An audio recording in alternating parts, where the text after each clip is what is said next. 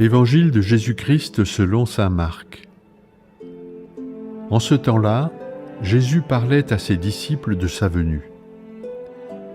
En ces jours-là, après une grande détresse, le soleil s'obscurcira et la lune ne donnera plus sa clarté. Les étoiles tomberont du ciel et les puissances célestes seront ébranlées.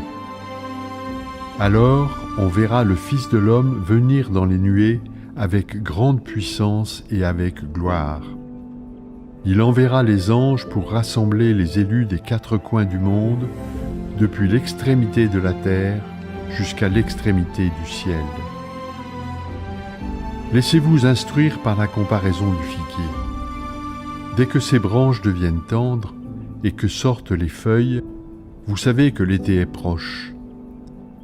De même, vous aussi, lorsque vous verrez arriver cela, sachez que le Fils de l'homme est proche, à votre porte. Amen, je vous le dis, cette génération ne passera pas avant que tout cela n'arrive. Le ciel et la terre passeront, mes paroles ne passeront pas. Quant à ce jour et à cette heure-là, nul ne les connaît, pas même les anges dans le ciel, pas même le Fils, mais seulement le Père. Acclamons la parole de Dieu.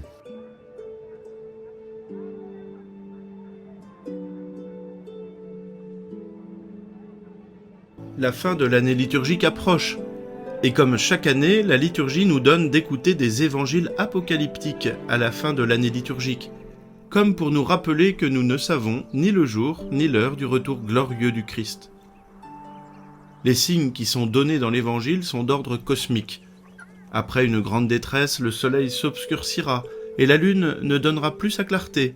Les étoiles tomberont du ciel et les puissances célestes seront ébranlées. Nous pouvons certainement les lire de façon symbolique.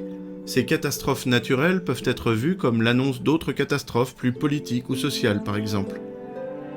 C'est ce que fait l'auteur anglais Robert Hugh Benson dans son livre « Le Maître de la Terre ». L'Église est persécutée au point qu'elle est proche de sa disparition totale, le monde est écrasé sous le pouvoir total d'un dictateur, et c'est le moment que Dieu choisit pour revenir sur terre et établir son royaume pour toujours. Ce genre de réflexion peut nous aider au quotidien à donner du sens aux épreuves que nous rencontrons sur notre chemin. Lorsque nous avons l'impression que rien ne va plus autour de nous, lorsque l'Église nous apparaît comme une barque ballottée par les flots violents de notre temps, lorsque Dieu nous semble oublié dans le monde au point qu'on a parfois pensé qu'il était mort, alors nous pouvons nous dire, en pensant à cet évangile, que c'est l'approche du royaume de Dieu. Et si l'épreuve continue encore un peu de temps, c'est par patience de Dieu, comme le dit saint Pierre dans sa 2e lettre. Le Seigneur ne tarde pas à tenir sa promesse, alors que certains prétendent qu'il a du retard. Au contraire, il prend patience envers vous, car il ne veut pas en laisser quelques-uns se perdre, mais il veut que tous parviennent à la conversion. Le royaume est proche de nous, essayons donc d'avoir la même patience que Dieu. Que la bénédiction de Dieu Tout-Puissant, Père, Fils et Saint-Esprit descende sur vous tous et y demeure à jamais.